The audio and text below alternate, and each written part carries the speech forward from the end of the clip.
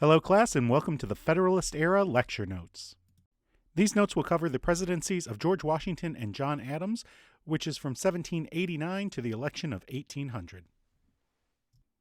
George Washington takes the oath of office in New York City at Federal Hall on April 30th, 1789. He was actually reluctant to become president, and when he heard that he had been elected, he said that his heart was filled with distress. He thought it would be a lot more trouble, perplexities, and embarrassments, but he felt compelled to serve because he had been summoned by his country. Each action that he set as president would set a precedent for future presidents. As Washington entered office, he didn't have a lot of guidance on what he should do. The Constitution provided a framework for the United States, but it didn't set up specific directions, and many questions remained. James Madison said, "We are in the wilderness without a single footstep to guide us." When Washington took office, the country spread from the Atlantic Ocean to the Mississippi River. The population was around 4 million, and 80% of the people in the United States were farmers. Northern states were beginning to develop manufacturing. Meanwhile, southern states were beginning to grow more cotton. Despite the ratification of the Constitution, the debates from the Constitutional Convention still remained. How strong should the national government be? Should the country be commercial or agricultural? Should the country be urban or rural? Two parties form as a result of these questions: the Federalist Party, with leaders like Alexander Hamilton, and the Democratic-Republican Party, with leaders like Thomas Jefferson. Key figures in the Federalist Party included Alexander Hamilton, John Marshall, and John Jay. Washington believed that the president should avoid personal involvement, but oftentimes he did side with the Federalists. Federalists believed in a stronger central or federal government. They promoted the idea of manufacture and trade. They envisioned a country with cities, banks, and a standing in world affairs. Their model was Great Britain. And when it came to the government, they believed that representatives were there to protect the country from the tyrannical power of the masses. On the other hand, there was the Democratic Republicans. Sometimes they were known as the Jeffersonian Republicans. And notable members in their party were, of course, Thomas Jefferson, but also James Madison. They opposed the actions of Hamilton and his supporters, and they believed that it would lead to a government of tyranny. Democratic Republicans believed stronger state governments would protect the people's rights better. Because of this, they believed that less central control from the central government, or the federal government, would work better for their country. They promoted rural agriculture, not commercial or urban centers. And they envisioned a nation of gentlemen farmers. In terms of government, they believed that the people were there to protect from a tyrannical government, and therefore they put their trust in them. Article 2 of the Constitution establishes an executive branch, but it doesn't define the structure of that branch. As a result, Congress established 3 departments under the executive branch: the Department of State, the Department of Treasury, and the Department of War. Washington appointed Thomas Jefferson as the Secretary of State, Alexander Hamilton as the Secretary of Treasury, and Henry Knox as the Secretary of War. They also established the Attorney General and the Postmaster General, which was held by Edmund Randolph and Samuel Osgood. These secretaries, as well as the Attorney General, would become advisors to the president in what became known as the Cabinet. As a group, these men would meet and they discuss policy with the president. Article 2 of the Constitution also sets up the office of the Vice President. The Vice President is chosen by the second highest number of votes. In this case, it became John Adams of Massachusetts. The only duties that the United States Constitution assigns for the Vice President is to act as the presiding officer of the Senate. For example, the Vice President can break ties in the Senate. The Vice President will also take over for the President in the event that he leaves office or dies. In a letter to Abigail Adams, John Adams wrote that he felt the Vice Presidency is the most insignificant office ever contrived. Adams did not enjoy his time as Vice President. He felt that there was not much for him to do, and he sought something more. At times, he also became jealous of the popularity that Washington received. Historians cataloging some of Adams's belongings found a handwritten note he had made while he presided over a meeting of the Senate. In the note, he had a list of the reasons why he felt that George Washington was more popular than him. These insecurities were echoed in some letters that he wrote to some of his friends. He made a list of the reasons why he felt Washington was so popular. The list include things like his tall stature, his elegant form and handsome face, his graceful attitudes and movement, a large imposing fortune consisting of a great landed estate. He also thought it was because he was from Virginia, and that people had spoken well of him before he arrived at Congress. He even said that he possessed the gift of silence. These insecurities would follow Adams as he continued his political career. Much like the executive branch, the Constitution has little to say about the judicial branch. The Constitution only defines a Chief Justice and the Supreme Court. The Constitution further says that it's up to Congress to set further courts as deemed necessary. Under the Judicial Act of 1789, Congress set up 5 associate justices for the Supreme Court, and Washington named John Jay as the first Chief Justice of the Supreme Court. The Judiciary Act of 1789 also created 13 federal district courts and 3 circuit courts of appeal. The states still had their own court systems, but now federal courts can reverse state decisions. During this period, Congress also moved to create a Bill of Rights. Many anti-federalists had opposed the Constitution because it didn't guarantee individual liberties. As a result, the House of Representatives drafted a Bill of Rights which proposed 12 amendments, 10 of which were adopted. The first 8 amendments were modeled after the Virginia Declaration of Rights. These included the rights of freedom of religion, freedom of press, freedom of speech, as well as the other freedoms protected under the Bill of Rights. The 9th and 10th Amendment protected unlisted rights and gave power to the states that wasn't specifically granted to Congress. The Bill of Rights went into effect on December 15, 1791. It's important to note that the Bill of Rights did not provide any rights or protections to African Americans or Native Americans living in the United States. Another major concern during this period was the economy. The nation's finances were in shambles, and the government needed to raise revenues. As a result, James Madison proposed a modest tariff on imported goods. However, this proposal proved to be controversial. Manufacturers wanted a higher tariff because it would make their products more accessible. However, farmers wanted a lower tariff. A tariff would raise prices on the goods that they wished to buy. As a result, Congress ended up passing lower tariffs. But disagreements emerged over trade policy. Should trade policy favor Britain or France? Should rural customers subsidize the costs to allow urban manufacturers to grow? These questions would remain through the period.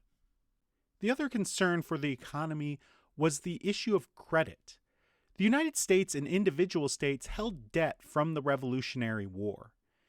Hamilton believed that the government needed to pay off the debts to prove that it was credit-worthy in the future.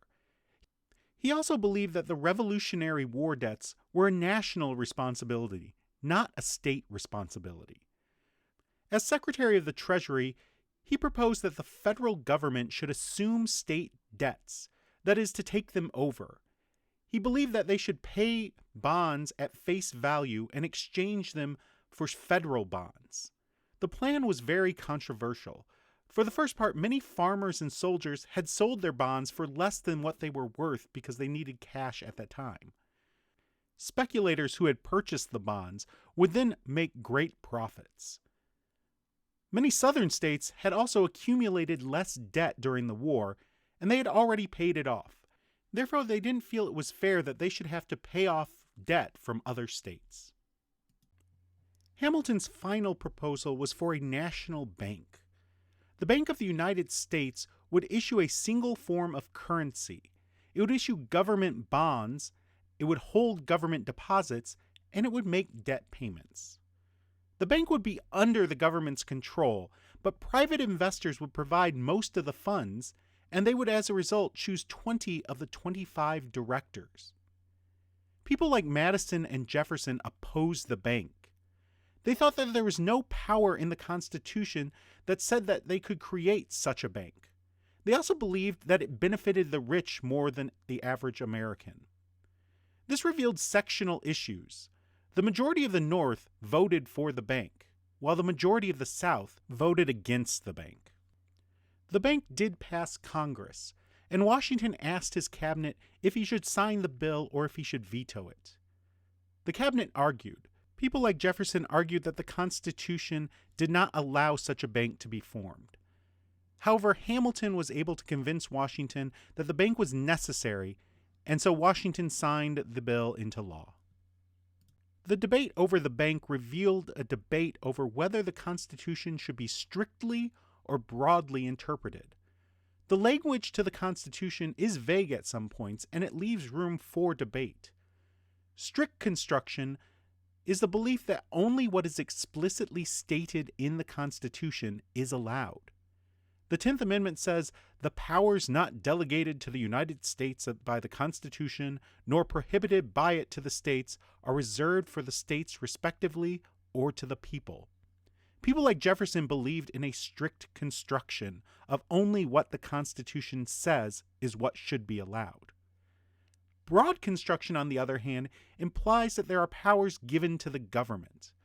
Article 1, Section 8 of the Constitution says that Congress can make all laws which shall be necessary and proper for carrying into execution the foregoing powers.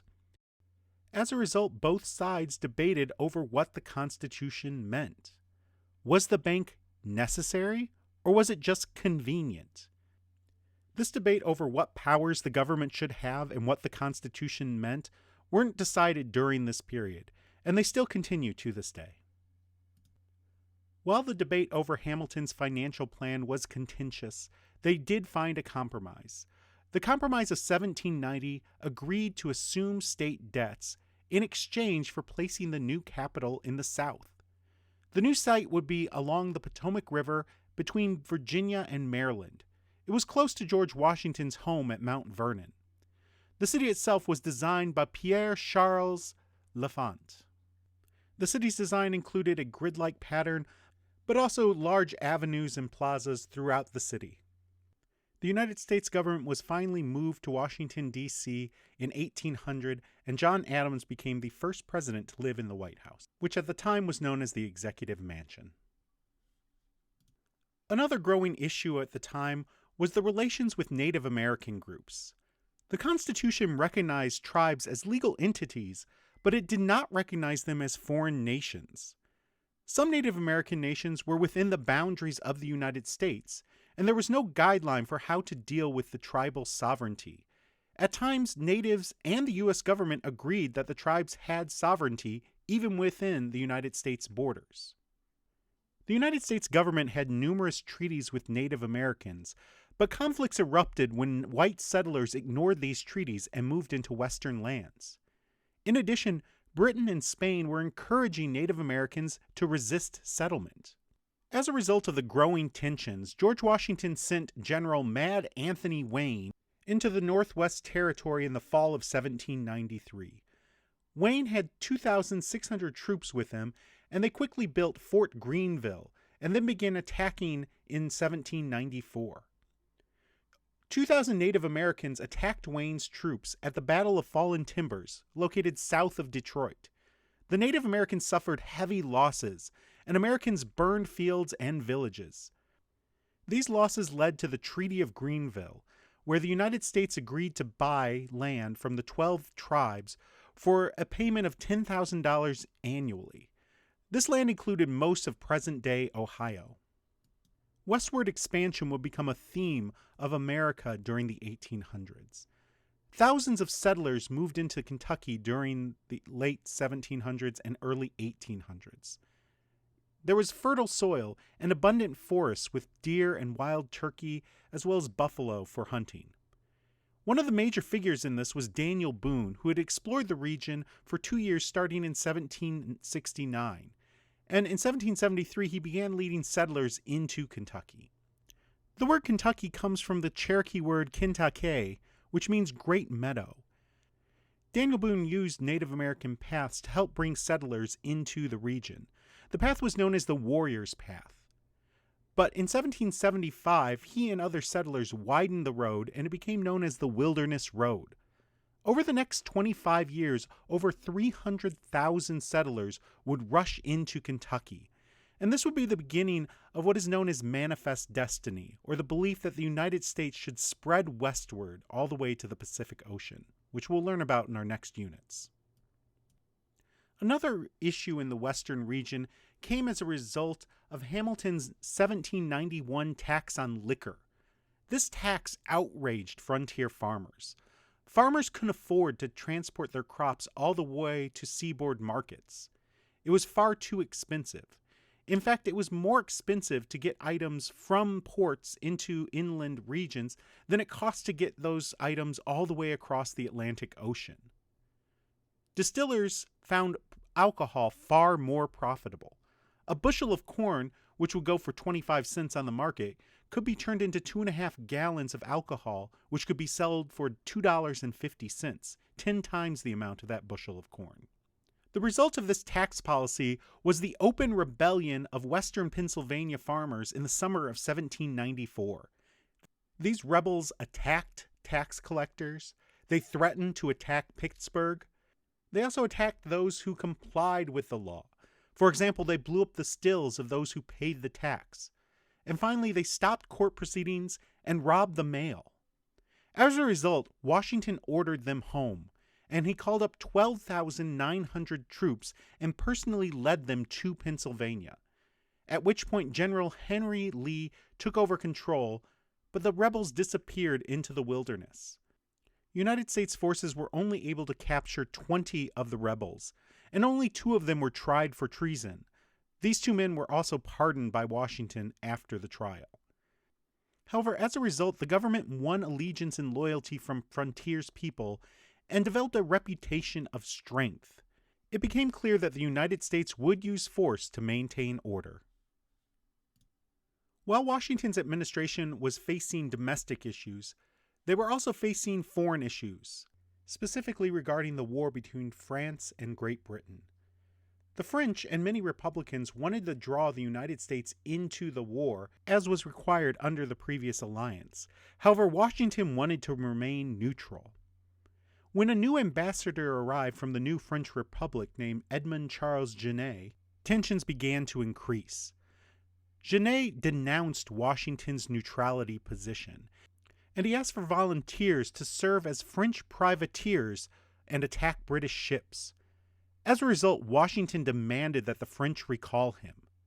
He feared that it would pull the United States into this war between France and Britain. By this time, a more radical French Republic had come into power, and they sent people to arrest Genet. However, he asked for asylum and remained within the United States. The issue over France illustrates the partisan divide that was forming in the United States. Republicans tended to support the French, while Federalists tended to support the British. As a result of Washington's refusal to assist the French, Thomas Jefferson actually resigns as Secretary of State and returns to Monticello in southern Virginia. While issues with France were causing headaches for the Washington administration, there were also issues with Great Britain. Great Britain had a policy known as impressment, where they would arrest people that they believed were British sailors on American ships. This caused problems in the United States. As a result, Washington named Chief Justice John Jay as a special envoy to Great Britain.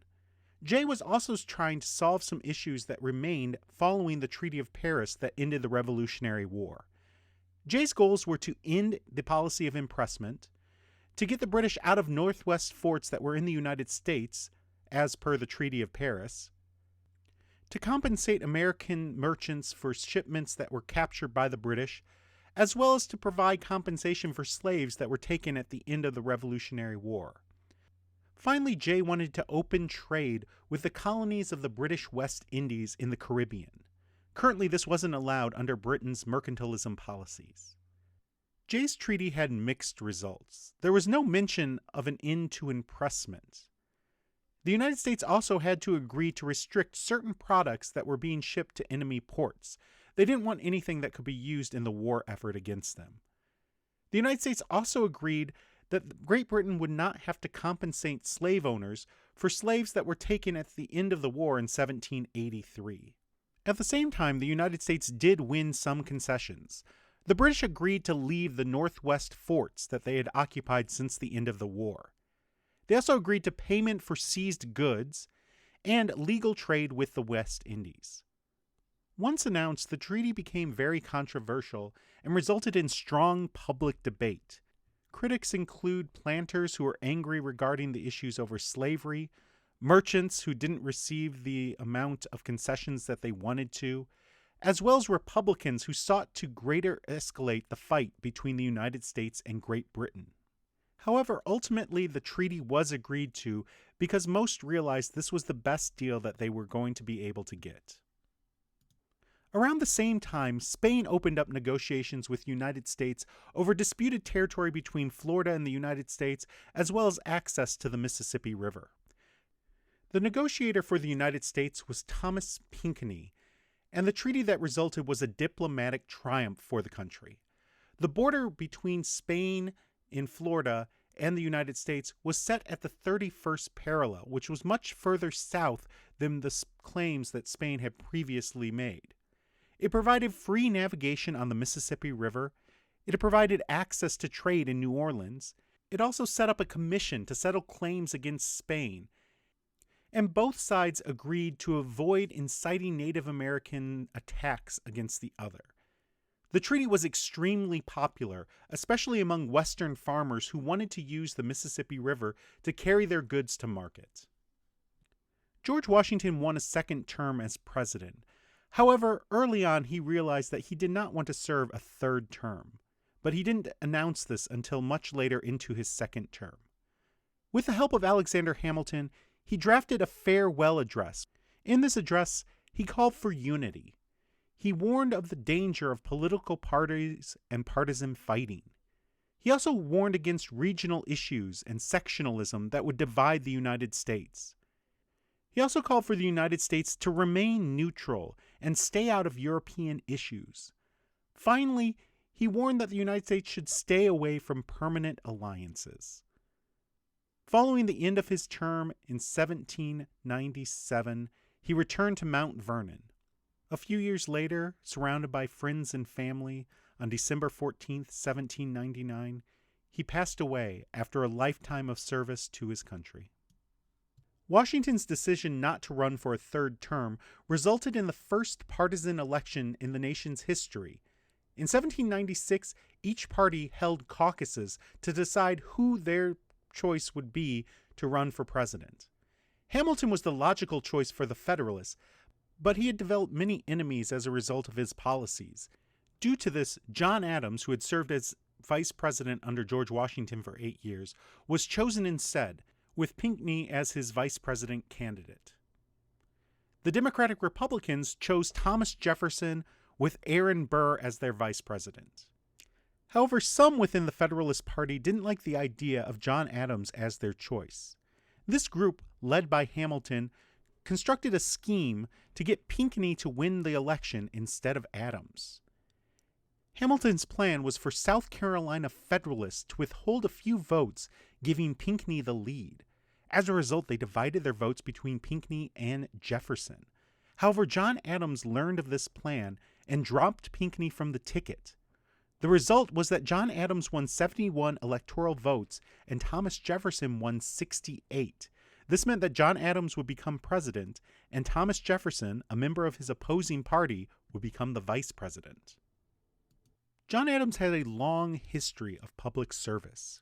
He had served as a lawyer during the colonial period and most famously had defended the British soldiers accused during the Boston Massacre. He was a leader in the Revolutionary movement. He was a hard-working member of the Continental Congress. He was a diplomat to France, Holland, and Britain, and he had served 2 terms as vice president. He was a Federalist, but he was less extreme than Hamilton. He favored a mixture of aristocracy, democracy, and the executive. However, this led to attacks by Republicans. He was also insecure. He often felt that he was unappreciated. As you'll recall from the slide previously, the list of reasons why he felt Washington was more popular than him. He also followed the most popular American president and had huge shoes to fill.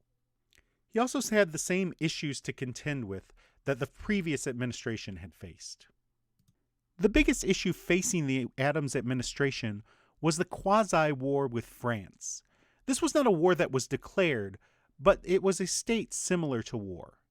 France reasoned that the neutral shipping rules that were agreed to under the Jay Treaty should also apply to Britain, and that Britain should not receive goods that could be used in war against it. As a result, the French decided to attack hundreds of ships that carried American goods. France also broke diplomatic relations with the United States. As a result, Federalists called for war with France in retaliation. This included John Adams' own Secretary of State, Thomas Pickering. With American ships under attack and Federalists calling for war, the Adams administration had one last-ditch effort at diplomacy. Adams sent Pinckney, John Marshall, and Elbridge Gerry to Paris in 1797 in an attempt to smooth over the issues. France's foreign minister was Charles Maurice de Talleyrand. He sent 3 French agents to meet the Americans, and they told them that America must pay a bribe of $250,000 if it wished to negotiate with France. Bribes during this time were common, but this was a much higher price than was usual. When Adams found out about it, he was furious. In his report to Congress, Adams did not name the French agents. Instead, he used the letters X, Y, and Z, and it became known as the Xyz Affair. The XYZ Affair led to greater hostility toward France, with the exception of Jefferson. Many people were pushing for war with France, and Congress authorized the capture of armed French ships, it suspended commerce with France, and it renounced the 1778 Treaty of Alliance.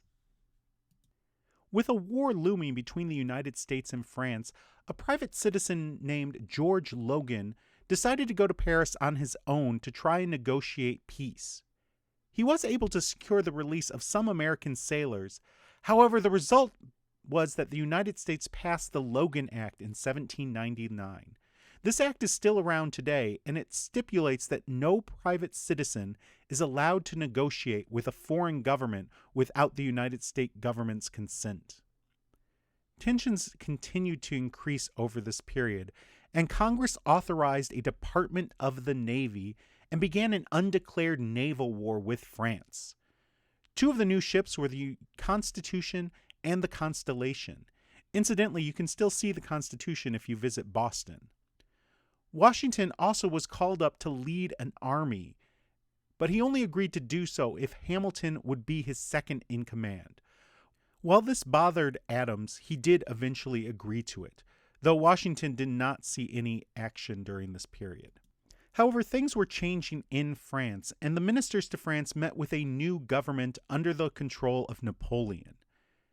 These ministers were able to finally agree to an end to the quasi-war with France. These foreign policy issues also led to domestic issues. As a result of the XYZ Affair and the quasi-war with France, patriotic fever began to spread within the United States, and it led to limits to freedom of aliens living in the United States, freedoms of speech to Americans, and freedoms of the press. The Alien Act was passed, and it allowed the president to imprison and deport aliens, or foreign people living in the United States, who they believed were dangerous. The Sedition Acts forbid writing, publishing, or speaking anything of a false, scandalous, and malicious nature against the government. Republicans saw these laws, and they believed it was an effort of Federalists to oppress the people. And they may have had a point, because many Republicans were charged. The most famous Republican charge was a congressman named Matthew Lyon of Vermont. He said a few things that were critical of John Adams, and as a result, he was put in prison for 4 months and fined $1,000. From his prison cell, he wrote letters for Republican papers, and he effectively became a martyr to the cause of freedom of speech and the press. Many people challenged the laws as unconstitutional, but Federalist judges dismissed their arguments. The Alien Sedition Acts would become one of the biggest mistakes of John Adams's administration. The Alien and Sedition Acts also led to the Kentucky and Virginia resolutions. Thomas Jefferson and James Madison drafted laws that were passed in their states in 1798. These laws denounced and attacked the Alien and Sedition Acts. They argued that states could determine if Congress had exceeded its powers. The resolutions claimed that states' rights allowed states to not put laws into effect that were considered unconstitutional, and it said that those states could then nullify such laws. While neither Kentucky nor Virginia nullified the Alien and Sedition Acts, they did call upon other states to help repeal the law. With the election of 1800 on the horizon, issues with the Alien and Sedition Act, the Virginia and Kentucky Resolution, the issues with France, and party divisions meant that there was little hope of Adams winning election in 1800. In fact, Hamilton, a member of his own party, and his allies opposed John Adams. Thank you for joining for this lecture note on the Federalist era. Our next lecture will cover the Jeffersonian era and the election of 1800.